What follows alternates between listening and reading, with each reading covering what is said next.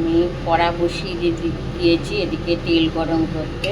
আর বন্ধুরা, আপনাদের সঙ্গে দেখা যায় যে কচু, চিংড়ি মাছ, বেগুন আর পেঁয়াজ, রসুন বাটা, আদা বাটা, ধনে গুঁড়ো, জিরে গুঁড়ো, হলুদ, কাশ্মীর লঙ্কা গুঁড়ো, আর আমি সব একসঙ্গে দিয়েই রান্না করব আজকে।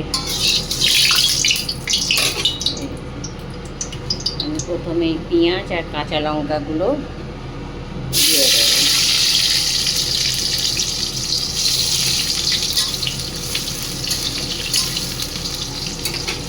তার সঙ্গে আমি মাছটাও দিয়ে দেবো, চিংড়ি মাছ। আমি আলাদা করে আর ভাজবো না।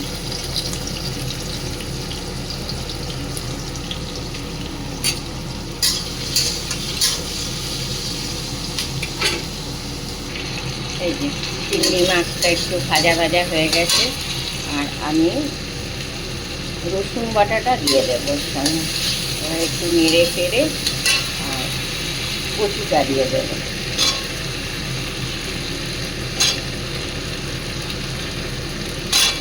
কচু, বেগুন সবই দিয়ে দেবো।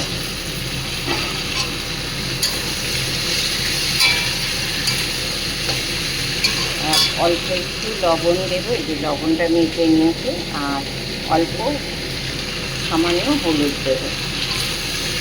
দিয়ে আমি নেড়ে চেড়ে এটাকে আমি চাপা দিয়ে রেখে দেবো। আমি এবার চাপাটা খুলে দেখব,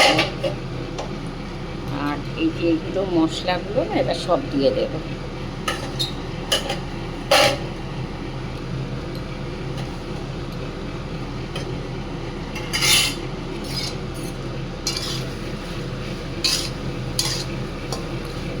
আবার একটু নেড়ে চেড়ে আমি ভালো করে এটাকে চাপা দিয়ে রাখবো। দিয়ে আর এক পাশে একটু গরম জল বসাবো, একটু গরম জল দিয়ে দেবো, কেন কচুটা একটু সিদ্ধ আর একটু হবে, ওই জন্য একটু গরম জল দিয়ে দেবো।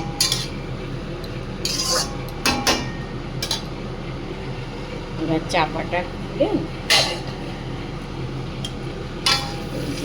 একটা নুন টুন একটু জল বেরিয়েছে, আর অল্প একটু সামান্য গরম জল দিয়ে দেবো।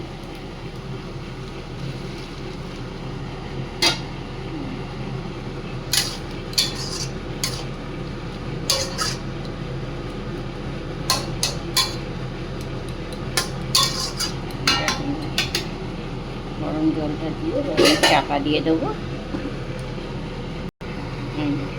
এবার আমি চাপাটা খুলছি।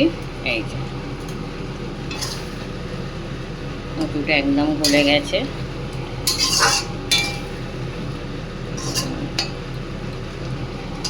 এবার আপনারা কে কেমনভাবে কচু চিংড়ি করেন বলবেন। এর আগেও আমি একটা রেসিপি দিয়েছি।